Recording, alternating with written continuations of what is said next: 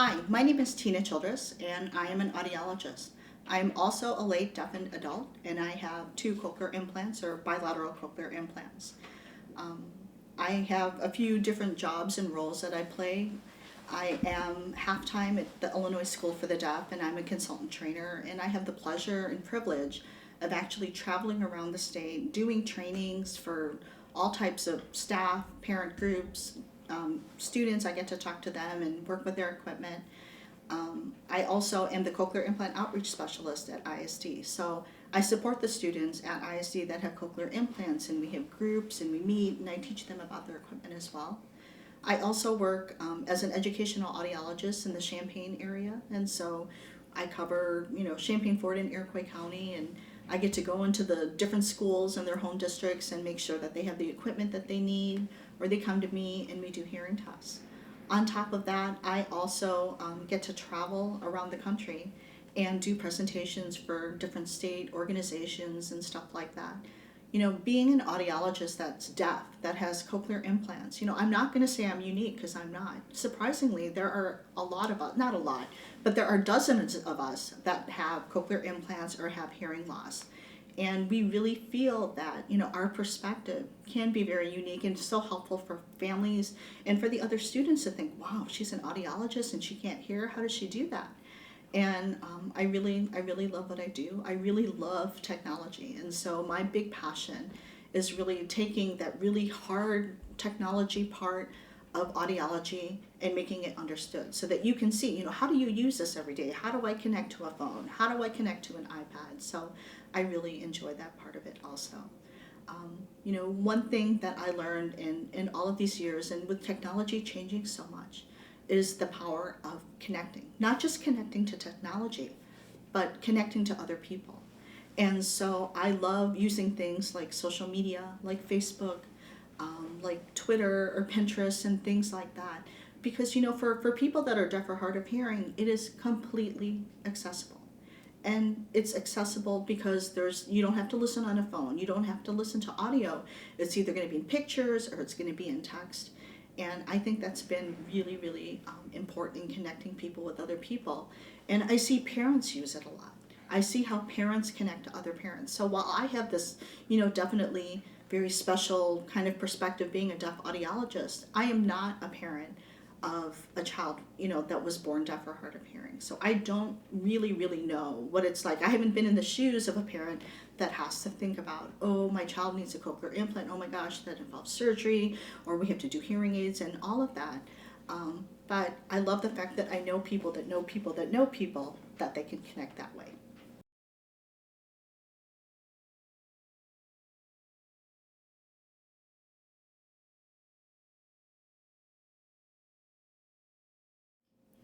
Sometimes people wonder about their identity. I've gone to events where people say, oh, are you deaf? Are you hard of hearing? Which one are you?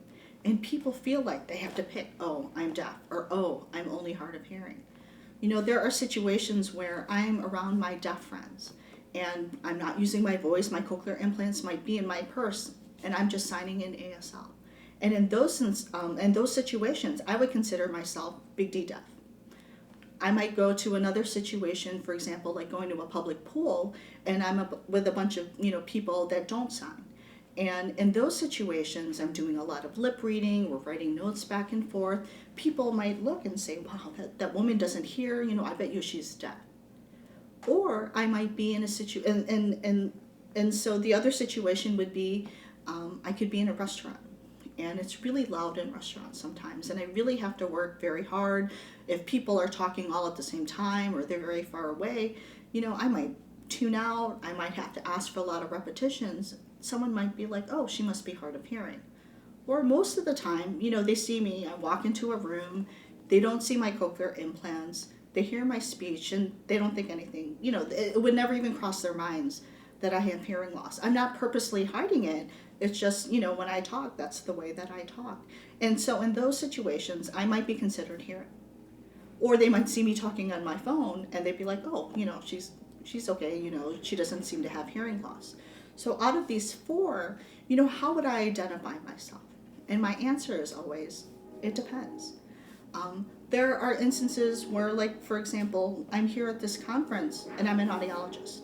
I'm also a mom. Does that mean when I'm an audiologist, I'm no longer a mom? Or when I'm a mom, I'm no longer an audiologist? That's not the case. It depends on the situation. So when people ask you, are you deaf? Are you hard of hearing? Are you hearing? It can really depend on that situation.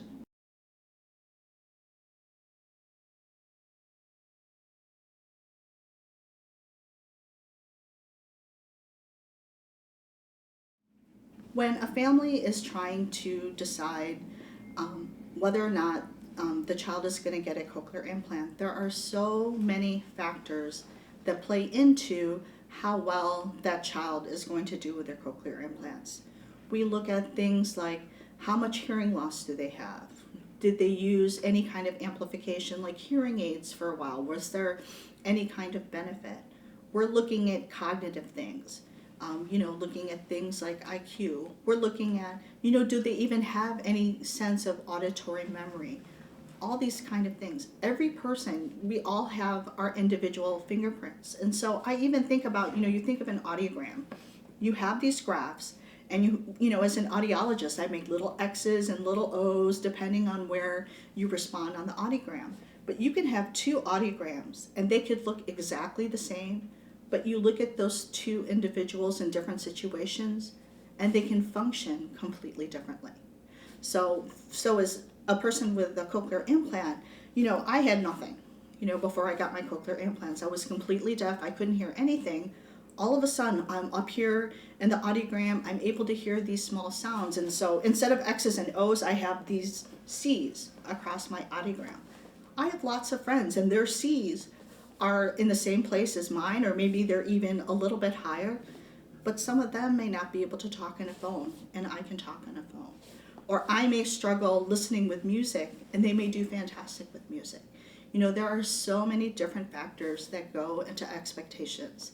And so I encourage you that when you start talking with your audiologist, you really need to talk, what is your goal for your child, when they get a cochlear implant?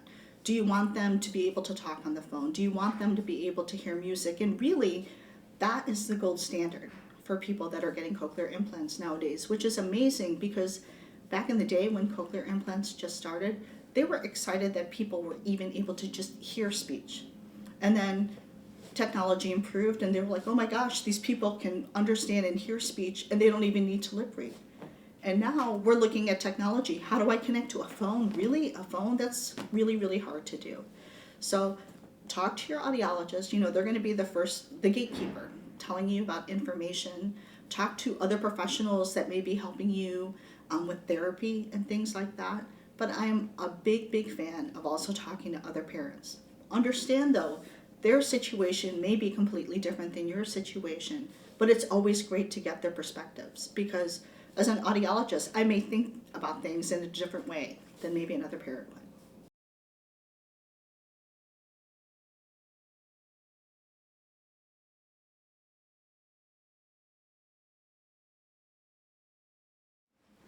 So when I walk into a room and I'm meeting somebody for the first time, I don't automatically say, hi, my name is Tina Childress. Oh, by the way, I'm deaf and I use cochlear implants. And please, can you look at me when you talk and it's, can we go to a quiet place?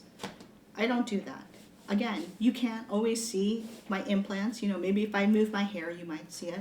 So as you start growing older, for boys, it's a little bit harder to, not see your cochlear implants. And with boys, they generally have short hair and you see the cochlear implants right away and people, know. But I think especially for the girls, they have to decide, when are you going to tell someone that you have hearing loss?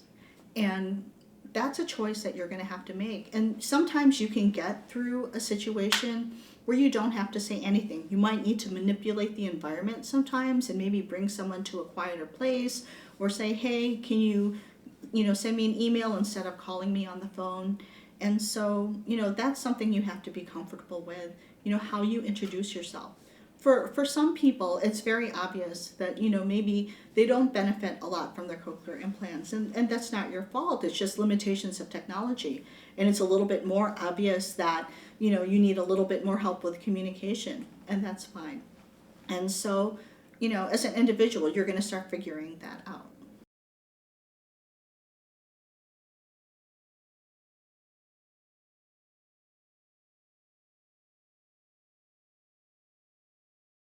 One thing that I struggle with, and I don't know if it's just a part of the kind of person that I am, but I'll often start a conversation with, "I'm sorry, I can't hear you. Can you please speak up?" And I had this kind of epiphany, like this idea, like, why do I keep apologizing for that? I didn't do anything that made the situation worse. It's just I happen to have hearing loss. So I really have to train myself to stop saying in the beginning of a sentence, "I'm sorry." So instead of saying, "I'm sorry, I have hearing loss," I might just say, "You know what, the situation is kind of hard for me to hear. Can we please go to a quieter place?" Or, "Can you please repeat what you said? The situation is really hard for me to hear." So that's just my suggestion. Don't feel like it's your fault. It's not your fault that you have hearing loss. It's not your fault that your cochlear implant battery is dead and all of a sudden you can't hear very well, or because you only have one implant instead of two implants. Just do the best that you can and work with the people. The other people will understand. They understand that you didn't do anything to them. So I guess my advice would be, you don't have to be sorry about anything.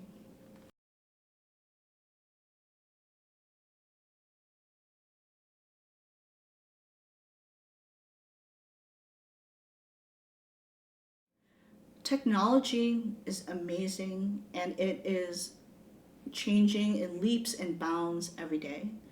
As much as you can, try to find a place where you can find out about technology, because hearing aids and cochlear implants are fantastic, but there are some situations where it's not enough. And there is technology that's out there. It could be something like your vibrating alarm clock. It could be like something like an app on your phone that can listen to someone else's voice, and then you can look at it and you can read what that other person says. So, use technology. Don't be afraid of technology. Technology can be your friend.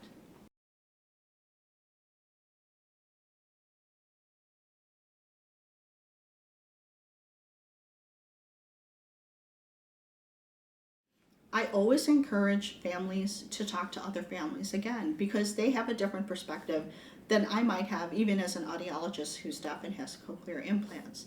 And with social media and email and all of these electronic forms of communication, you can reach people all over the world at any time during the day, in your pajamas, in your car, whatever you need.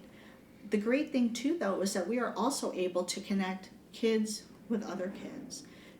I know some kids that go to camp, and they only go to this camp once a year, but they may still be able to connect with all the kids at the camp because maybe they set up a Facebook page, or they email each other, or they text each other. So I really, really encourage you guys to use the different things that are out there. All three of the cochlear implant companies have what are called online communities. So even if you have specific question about a specific piece of equipment, like how do I connect my NAIDA cochlear implant to my iPod, there will be another parent, or there might even be an adult out there that can tell you very specifically, step by step, what you need to do. So there's a lot of ways that you can leverage social media.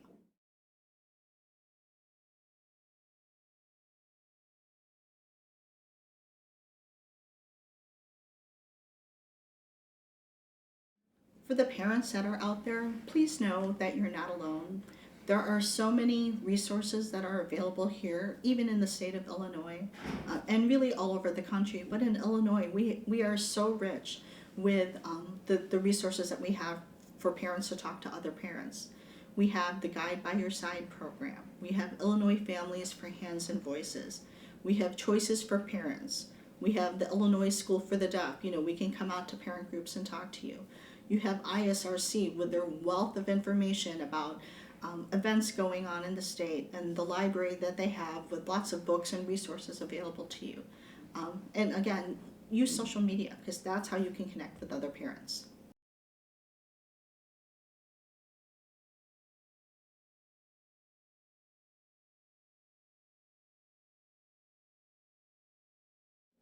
When you get a cochlear implant, putting a cochlear implant on is not like you're on all of a sudden, like you have an on-off switch.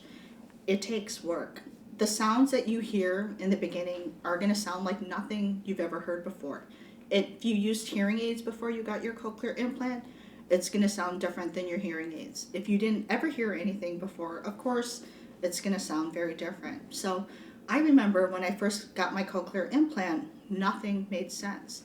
It would be like if I took you and put you in China and you hear all of these sounds and all of this language, and you know that all of these sounds have meaning, but you don't know what those meanings are.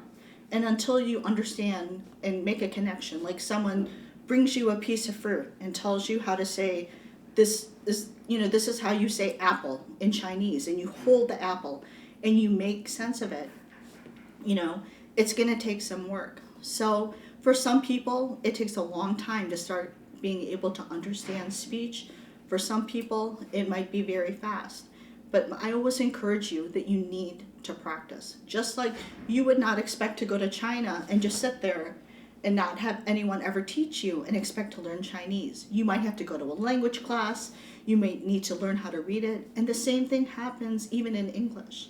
You get a cochlear implant. You have to understand that that's clapping. And what I'm doing right now is talking, because in the beginning, it may sound the same to you. So you need to connect to that meaning. So I encourage you to practice, practice, practice. In the beginning, parents, I know it's going to be a lot of work, but you know what? You do this naturally anyway.